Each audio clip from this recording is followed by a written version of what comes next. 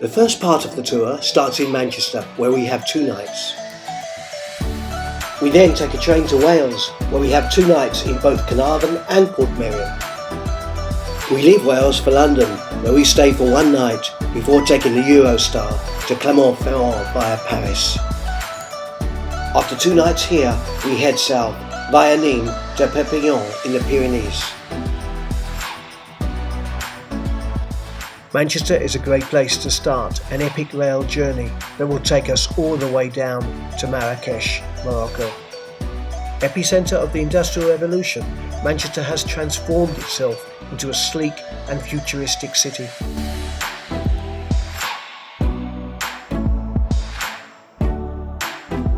We stay at one of the most iconic buildings in the whole city, the Midland Hotel. It used to be part of the Central Railway Station, but since 1903 it's been welcoming guests from all over the world. The city's grand buildings and monuments are the result of architectural inspiration from across the ages. And even Londoners admit that Manchester's crowning glory, the Town Hall, rivals anything in the capital. No trip to Manchester would be complete without exploring its canals. This is a historic Bridgewater Canal. It opened up in 1761 and was the first canal of the Industrial Revolution. Now the Manchester canals are a maze of arteries that stretch all the way through to Liverpool. After 2 nights we leave Manchester from its historical Piccadilly station. We are headed for Carnarvon, but first we will stop at Llanberis station, because it's here that we will board a train for a spectacular ride up to the top of Mount Snowdon.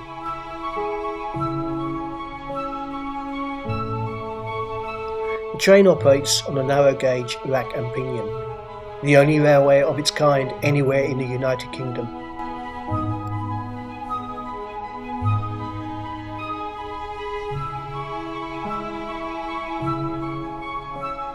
From Llanberis to the top of Mount Snowdon will take just over an hour. The distance covered is 7.6 kilometres and the height is 1,085 metres. Upon reaching the summit, the train will wait 30 minutes before it returns to Llanberis. We then transfer by coach to Carnarvon, where we have 2 nights. The next day we explore the town of Carnarvon and of course its castle. This is one of the greatest buildings of the Middle Ages, and for sheer scale and architectural drama, Carnarvon Castle stands alone. It was born out of a bitter war with Welsh princes. This gigantic building took 47 years to complete and at the time cost a staggering £25,000. The next day, while our luggage goes separately to Portmeirion, we walk through Carnarvon town centre to the railway station. We then board the historic Welsh Highland Railway to Portmeirion.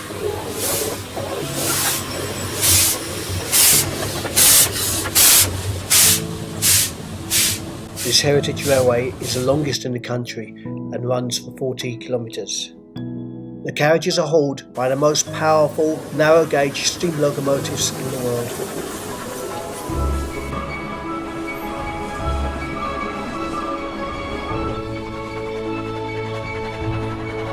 From the foothills of Mount Snowdon, this journey takes us through some of the most beautiful countryside in the United Kingdom. When we get to Portmeirion station, we immediately transfer to the world's oldest narrow gauge railway, Blaenau-Festiniog.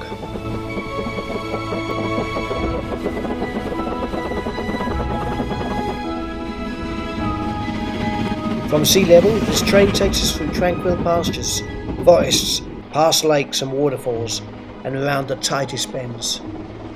It is 20 kilometres in length, and when we get to Blaenau station, we immediately transfer to nearby Portmeirion.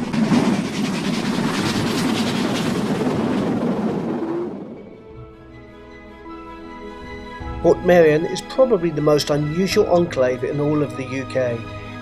This is an Italian village in Wales. It was built between 1925 and 1975. It is a brainchild of Sir Clough Williams Ellis. The location has been used for numerous films.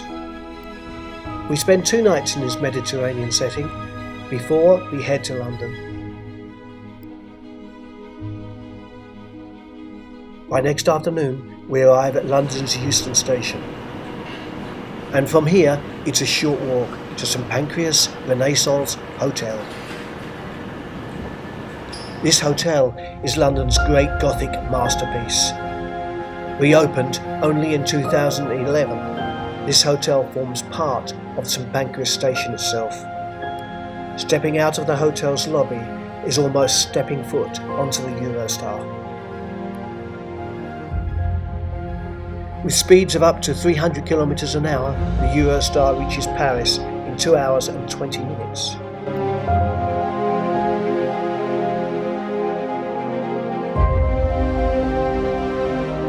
When we arrive in the French capital, we transfer to another train that will take us into the heart of France by 5 o'clock in the afternoon.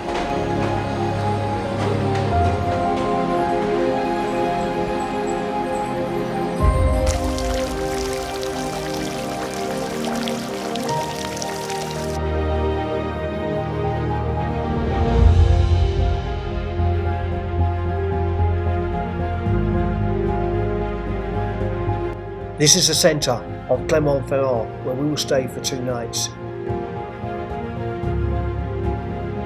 It's a university town where the buildings are made of black volcanic rock. The reason? Because the city is surrounded by 80 volcanoes.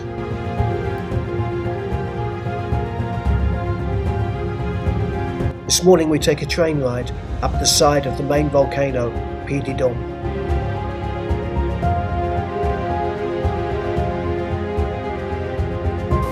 This volcano erupted 10,000 years ago, and from the top there are splendid views of the central massif, Clermont Ferrand, and the surrounding volcano chain. As well, it is a haven for paragliders. Clermont Ferrand is also home to the Michelin brothers. Edward and André started the Michelin factory in Clermont Ferrand in 1889. The factory is still here, and so is a fascinating museum that regales the history of the Michelin company.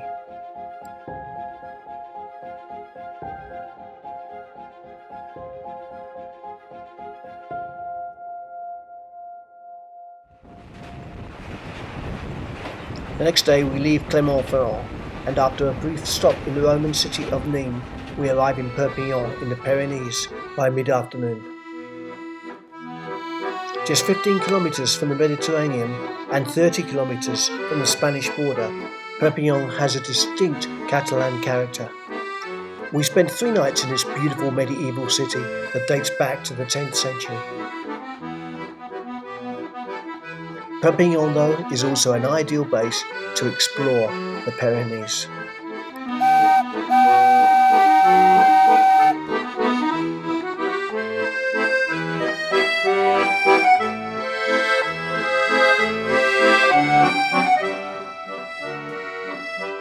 The Little Yellow Train started life in 1909.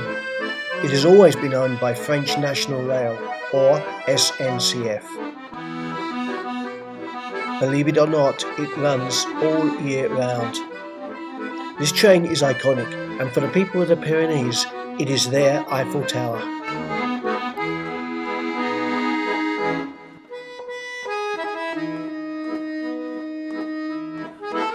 The Canary, as the locals often call it, snakes improbably through chasms, over ravines and viaducts, and gazes down the road to Andorra.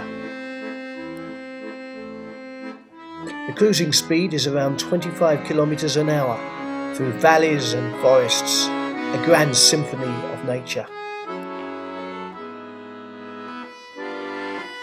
The train climbs to 1600 meters, and after 2 hours it pulls into the 17th century town of Montlouis. After lunch here, we return to Perpignan by road. It has been a tumultuous day.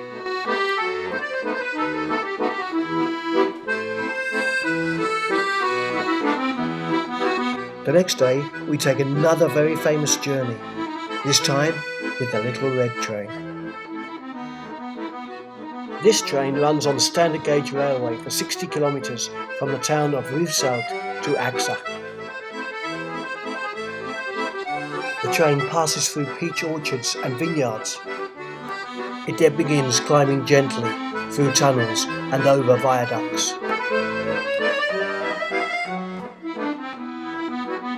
The red train operates in a completely different direction to the yellow one. However, the scenery is no less breathtaking. By early afternoon, we pull into the town of Agsa in the foothills of the Pyrenees.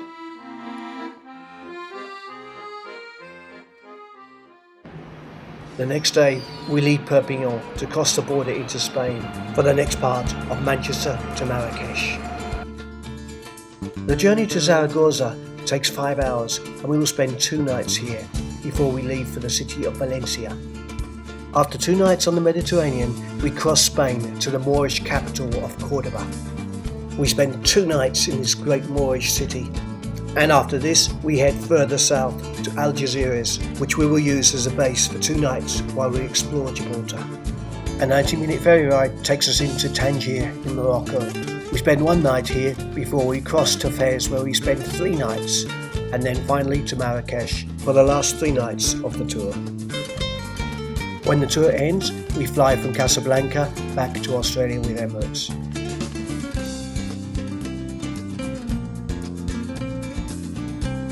Lying on the Ebro River, Zaragoza's most potent symbol is the multi-domed Basilica del Pilar.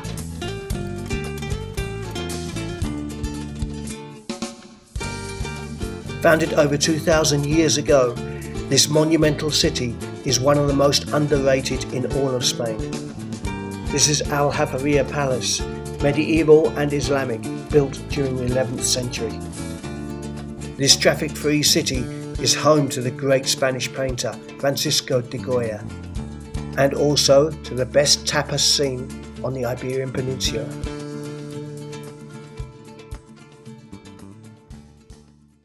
Close by to Zaragoza is an astonishing national park that lies within the middle of a desert.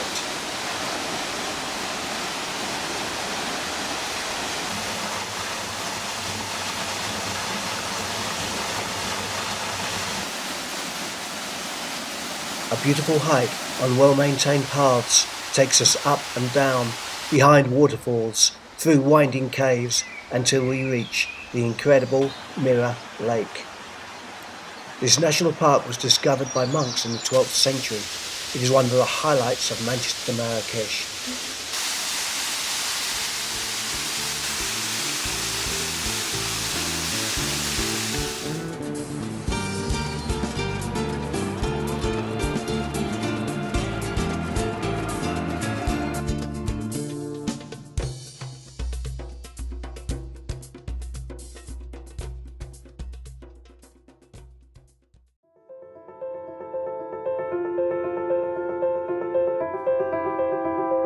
Few tourists visit Spain's third largest city because it hides conveniently behind the facades of Madrid and Barcelona.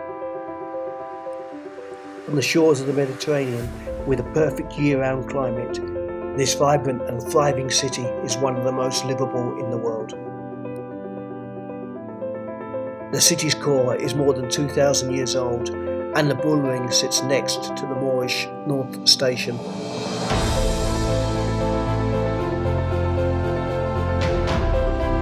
In 1957, Valencia experienced a devastating flood because of the Turia River, which ran through its centre. It was decided to divert the river.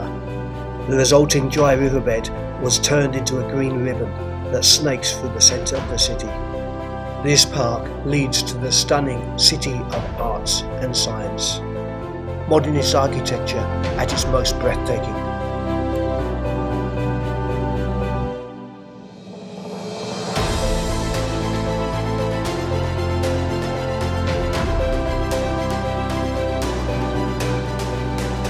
Valencia is also home to the best paella in Spain, and travel directors, cocineros, try their hand before we leave for Cordoba. We leave Valencia the next day and we arrive in Cordoba by lunchtime. This great city was founded in 169 BC. Perhaps no other place in the world represents the collision of Islam and Christianity in quite the same way that Cordoba does. One of Europe's greatest treasures lies across this Roman bridge. Founded in 1774, the Mezquita represents the finest work of Muslim architecture in Europe. When Christians reconquered the Iberian Peninsula in 1236, the Mezquita was used as a church and remained unaltered for 300 years. It was then decided to build the cathedral right in the centre of the mosque. This took 250 years to complete. The beauty and scale of the Mezquita Cathedral is impossible to exaggerate.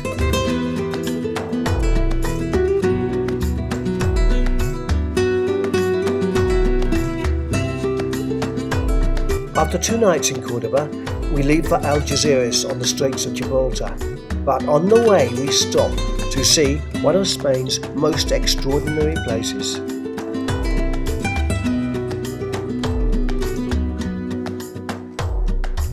This is Ronda, a 15th century town built impossibly between a gash in the mountains. Modern bullfighting was invented here, and it has one of the most iconic bull rings in Spain. After lunch in Ronda, we leave for Algeciras on the single-track Mr. Henderson's Railway. This 96-minute ride was described by Michael Portillo from the BBC as one of the most picturesque train journeys in Europe.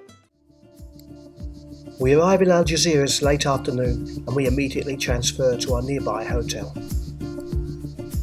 The next day we drive 20 minutes and we cross the border into Gibraltar. We take a cable car to the very summit of the rock for stupendous views over the Straits of Gibraltar and North Africa. When we get to the top, we meet these residents of Gibraltar, the Barbary ape. Spanish often joke that when the British leave the rock, they will walk out hand in hand with the apes. Also on the upper rock is one of the greatest feats of military engineering in history.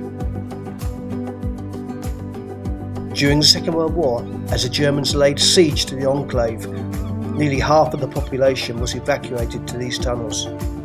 Today, these labyrinths are a testimony to the courage of the people of Gibraltar.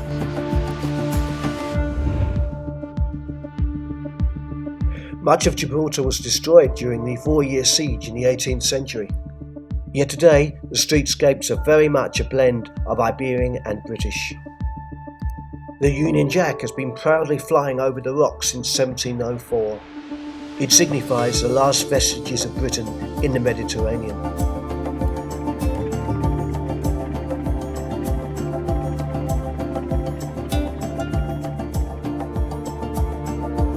After our 2-night stay in Algeciras, we leave from the nearby port of Tarifa to take the only ferry ride of the whole journey. Moroccan immigration is completed on board the 35-minute voyage. Only 39 kilometers separates Tarifa and Tangier, but we enter another world.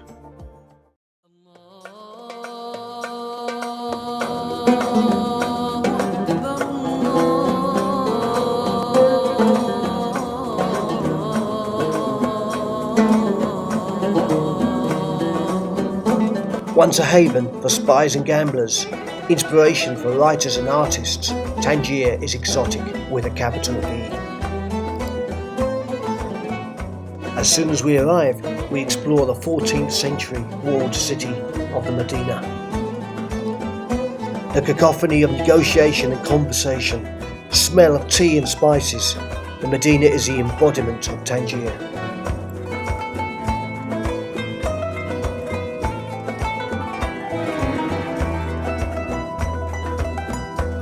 After our visit to the Medina, we head to nearby Cape Spartel. This is where the Atlantic meets the Mediterranean, and it is a place of wild beauty. We have a late lunch here before we head back to Tangier and our hotel, which is placed conveniently opposite the railway station. The next morning, we board our train for the 4.5-hour journey to Fez. The train is clean, comfortable and air-conditioned.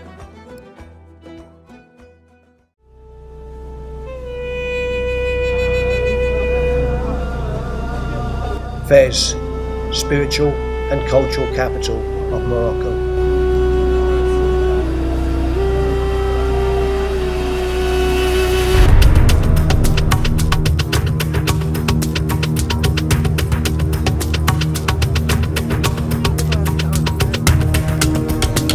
A maze of 9,000 twisting alleyways, blind bends and hidden souks make Fez Medina the largest car-free zone in the world.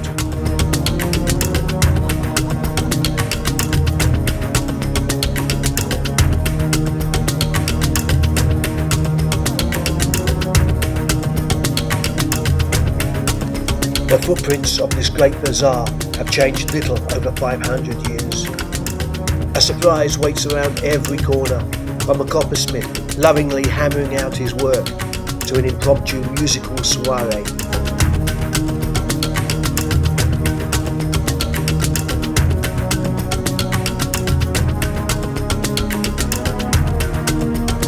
And then there's the icon image of Fez, the tanneries, owned by the same family for centuries. The processes of dyeing leather have remained unchanged. During our 3 nights in Fez, in which we also explore the imperial city of Meknes, we stay in this glorious riad, right on the edge of the Medina. Owned by one family for 2 generations, each room has been lovingly restored and decorated with period antiques. We experience Moroccan family hospitality at its finest.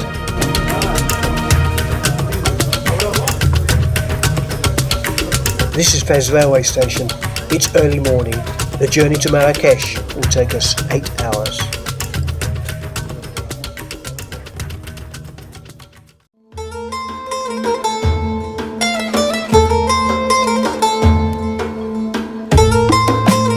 Lying on the edge of the Sahara Desert and flanked by the Atlas Mountains, Marrakech is utterly intoxicating.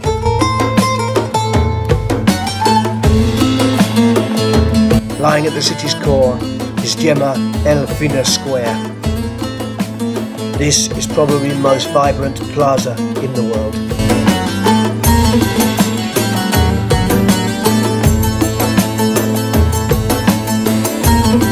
As the sun sets, lighters, poets, snake charmers, rich and poor people, and musicians descend on the square.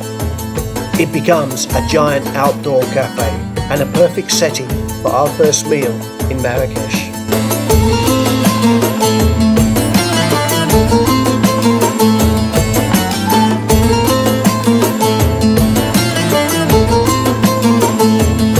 On one of our 3 days in Marrakech, we head out into the Atlas Mountains to explore the surrounding Berber villages.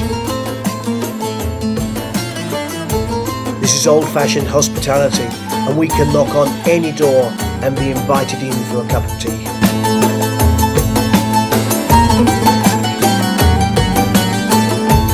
Now we head to the lower slopes of the Atlas Mountains that forms the fringes of the Sahara Desert. We are in the middle of nowhere, or are we? Today, travel directors have invited some of their Berber friends for lunch. It is a fitting finale to our Moroccan adventure. And a fitting finale indeed for a journey that started in the heart of the Industrial Revolution with Yorkshire pudding and proceeded all the way to Marrakech by train with a little help of a 35-minute ferry ride. Manchester to Marrakech is an epic adventure for everyone.